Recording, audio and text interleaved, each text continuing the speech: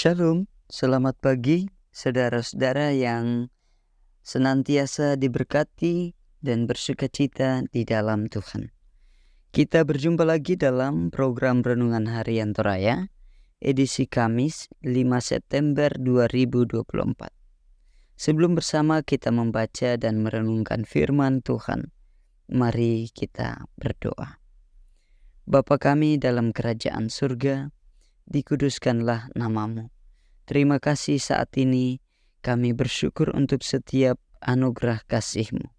Dan kami mau mendengar firman-Mu. Biarlah lewat firman ini kami semakin diteguhkan dalam iman bahwa Engkau mengaruniakan iman kepada kami untuk kami nyatakan dalam perbuatan-perbuatan kami. Dalam Kristus kami berdoa. Amin. Roma pasal 2 ayat 1 sampai ayatnya yang ke-16. Hukuman Allah atas semua orang. Karena itu, hai manusia, siapapun juga engkau yang menghakimi orang lain, engkau sendiri tidak bebas dari salah.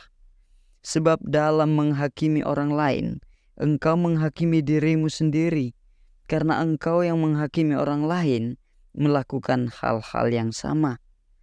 Tetapi kita tahu bahwa hukuman Allah berlangsung secara jujur atas mereka yang berbuat demikian. Dan engkau, hai manusia, engkau yang menghakimi mereka yang berbuat demikian, sedangkan engkau sendiri melakukannya juga, adakah engkau sangka bahwa engkau akan luput dari hukuman Allah? Maukah engkau menganggap sepi kekayaan kemurahannya, kesabarannya, dan kelapangan hatinya?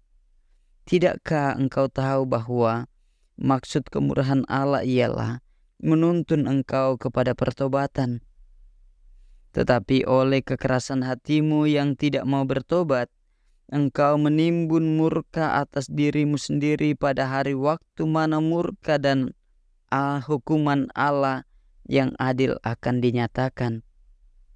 Ia akan membalas setiap orang menurut perbuatannya, yaitu hidup kekal kepada mereka yang dengan tekun berbuat baik, mencari kemuliaan, kehormatan, dan ketidakbinasaan, tetapi murka dan geram kepada mereka yang mencari kepentingan sendiri, yang tidak taat kepada kebenaran, melainkan taat kepada kelaliman. Penderitaan dan kesesakan akan menimpa setiap orang yang hidup, yang berbuat jahat. Pertama-tama orang Yahudi dan juga orang Yunani. Tetapi kemuliaan, kehormatan, dan damai sejahtera akan diperoleh semua orang yang berbuat baik. Pertama-tama orang Yahudi dan juga orang Yunani. Sebab Allah tidak memandang bulu. Sebab semua orang yang berdosa tanpa hukum Taurat akan binasa tanpa hukum Taurat. Dan semua orang yang berdosa di bawah hukum Taurat akan dihakimi oleh hukum Taurat. Karena bukanlah orang yang mendengar hukum Taurat yang benar di hadapan Allah, tetapi orang melakukan hukum Tauratlah yang akan dibenarkan. Apabila bangsa-bangsa lain yang tidak memiliki hukum Taurat oleh dorongan diri sendiri melakukan apa yang dituntut hukum Taurat, maka walaupun mereka tidak memiliki hukum Taurat, mereka menjadi hukum Taurat bagi diri mereka sendiri. Sebab dengan itu, mereka menunjukkan bahwa isi hukum Taurat ada tertulis di dalam hati mereka, dan suara hati mereka turut bersaksi, dan pikiran mereka saling menuduh atau saling membela. Hal itu akan nampak pada hari bila mana Allah sesuai dengan janji yang kuberitakan akan menghakimi segala sesuatu yang tersembunyi dalam hati manusia oleh Kristus Yesus. Amin. Saudara-saudara, tema kita hari ini harmoni iman dan perbuatan. Kapatonganan di pasiolanan penggauran. Kita sering mendengar orang berkata, orang jahat pasti masuk neraka, dan orang baik akan masuk surga, karena nanti setiap orang akan dihakimi menurut perbuatannya. Pada satu sisi pendapat ini benar, namun pada sisi lain tidak sepenuhnya benar. Mengapa? Karena sebagai orang Kristen, kita percaya bahwa imanlah yang menyelamatkan, bukan perbuatan. Namun demikian, iman mesti nyata dalam perbuatan. Roma pasal 2 ayat 1-16 menyoroti topik penting yang sering menjadi perdebatan.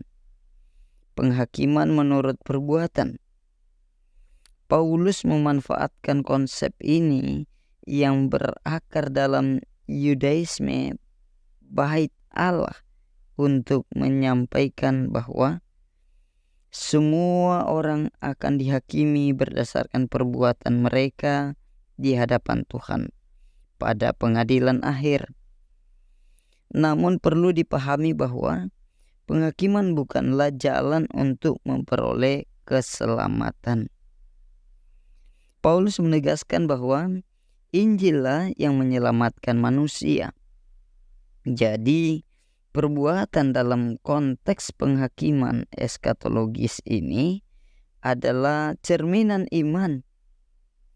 Perbuatan baik menunjukkan keselarasan keutuhan iman dengan hidup. Hal ini menimbulkan pertanyaan. Apakah penghakiman berdasarkan perbuatan bertentangan dengan pembenaran berdasarkan iman?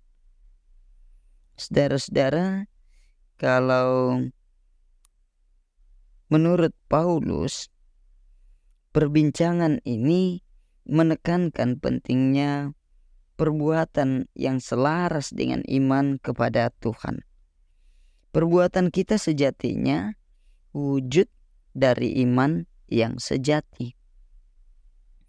Paulus menegaskan bahwa melakukan Taurat bukanlah sekadar memilikinya, tetapi mendengar dengan iman dan melakukannya dengan perbuatan.